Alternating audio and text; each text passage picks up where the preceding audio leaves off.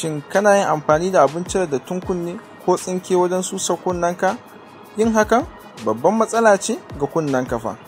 Domin abin susar kunnen idan ka saka shi yana tura dattun kunnen ya koma can ciki, inda kuma ba a so da ya koma can cikin, wanda zai iya dawo dodon kunnenka matsala har ta kai da rashin ji sosai ko kuma ji kaɗan-kaɗan. Shi fa wannan dattun kunnen yana da amfani da kariya ga kunnenka, domin yana hana duk wani abu da zai shiga daga waje zuwa cikin kunnenka ya kare ka kuma.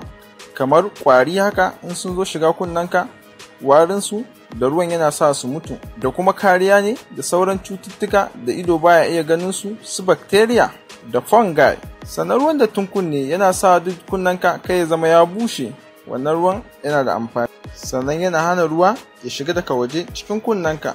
Don haka yana da matuƙar muhimmanci kada mutum ya cire ruwan kunnensa. Idan kuma har yana da buƙatar haka, to ya tafi garzaya gurin likita, domin shi yana da kayan aikin da zai gyara masa kunnensa ya cire dattin. Mun gode da kallon wannan bidiyo. Ku yi subscribing, ku yi